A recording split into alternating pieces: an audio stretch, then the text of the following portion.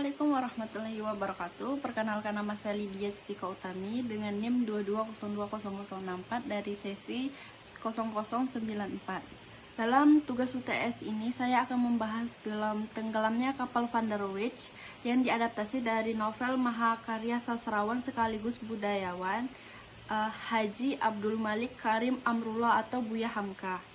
Film ini adalah film drama romantis Indonesia yang dirilis pada tanggal 19 Desember tahun 2013 yang disutradarai oleh Sunil Soraya, diproduseri oleh Ram Soraya, dan diproduksi oleh Soraya Interscience Film.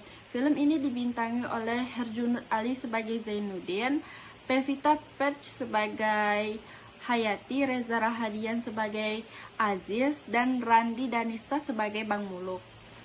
Film ini bermula di Makassar tahun 1930-an yang menceritakan seorang pemuda bernama Zainuddin. Ia merupakan anak yang tidak bersuku karena terlahir dari ayah yang berasal dari suku Minangkabau dan ibu dari suku Bugis Makassar. Kemudian Zainuddin berziarah ke makam ibu dan bapaknya.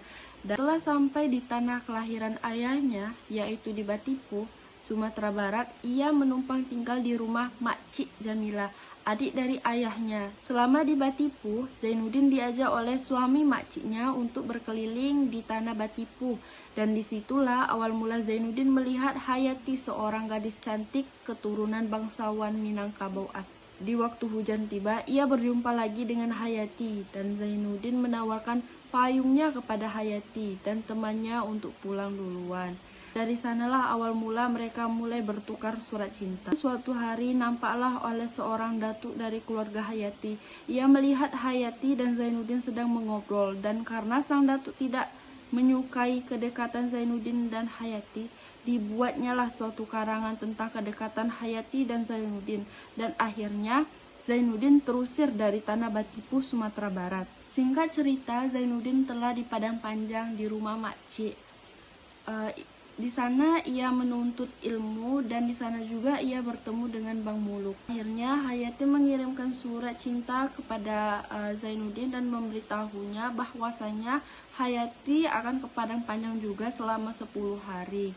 Di sana ia diberikan izin untuk menonton pacuan kuda dan melihat pasar malam. Hayati menumpang di rumah sahabatnya yaitu bernama Khadijah, dan di sanalah awal mula pertemuan Hayati dengan Aziz. Kemudian sampailah surat lamaran dari Aziz yang berisi untuk meminang Hayati. Tak lama dari itu sampai juga surat lamaran dari Zainuddin yang berisi untuk meminang Hayati juga. Alhasil keluarga besar Hayati melakukan musyawarah mufakat. Lamaran manakah yang akan diterima setelah ditimbang baik buruk dan mudaratnya serta pertimbangan harta dan martabat. Keputusan kita Allah boleh. Si Aziz lah kita terima. Keluarga Hayati memandang pernikahan ini sebagai upaya untuk menjaga kehormatan dan martabat keluarga, sesuai dengan adat Minangkabau yang sangat menghargai kedudukan dan harta dalam menentukan calon pasangan. Sampai akhirnya Zainuddin tersadar dan ia mencoba untuk bangkit dan memperbaiki hidupnya.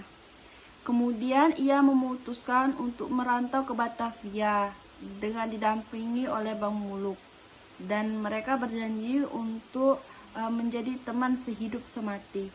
Ketika di Batavia, mereka menumpang di salah satu rumah kenalan Bang Muluk. Di sanalah karir menulis Zainuddin mulai diterbitkan di surat kabar, dan sampai akhirnya ia menerima tawaran untuk mengelola perusahaan percetakan di Surabaya dan menerbitkan buku novelnya. Ia bertemu kembali dengan Aziz dan Hayati di opera yang diselenggarakan oleh Zainuddin. Aziz dan Hayati, ia mengalami kebangkrutan dan sempat meminjam sejumlah uang kepada Zainuddin, sampai akhirnya ia bersama Hayati menumpang tinggal di rumah atau kediaman. Jangan sungkan, silakan anggap rumah sendiri. Setelah sebulan, Aziz mengalami penurunan kesehatan sehingga ia mengalami sakit selama 7 hari di kediaman Zainuddin. Sampai akhirnya ia meminta izin kepada Zainuddin untuk merantau ke kota lain dan menitipkan Hayati sementara. Namun kabar buruk akhirnya diterima dikarenakan Aziz bunuh diri. dan akhirnya meminta Hayati untuk kembali lagi dengan Zainuddin. Tetapi Zainuddin Tidak. Pantang pisang berbuah 2 kali. Pantang pemuda makan sisa. Besok hari Senin, ada kapal berangkat dari Surabaya menuju Tanjung Priok, terus kepada kapal Van der Wijk. mengalami insiden yaitu tenggelam. Menjelang ajal, Zainuddin meminta Hayati untuk dapat tinggal bersama. Kita pulang ke Surabaya. Kita akan menikah. Kita hidup berdua. Akhirnya Zainuddin memakamkan Hayati di halaman rumahnya dan meminta Bang Muluk untuk mengajak anak yatim piatu agar kediaman Zainuddin dan Bang Muluk terasa lebih ramai.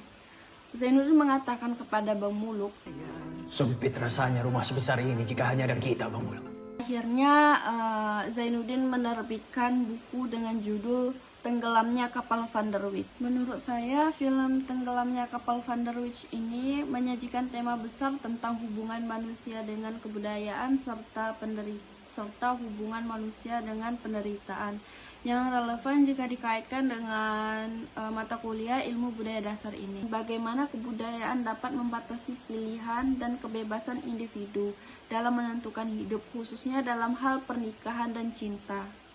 Kebudayaan berfungsi sebagai pengatur kehidupan sosial, tetapi dalam kasus ini juga menjadi sumber tekanan dan penderitaan bagi individu. Film ini menggambarkan bagaimana manusia seringkali terjebak dalam penderitaan yang disebabkan oleh norma sosial, harapan budaya, dan hubungan interpersonal yang rumit. Kesimpulan yang dapat kita petik terkait film Tenggelamnya Kapal Van der Wijk ilustrasikan hubungan manusia dengan kebudayaan dan penderitaan melalui perjalanan hidup Zainuddin dan Hayati.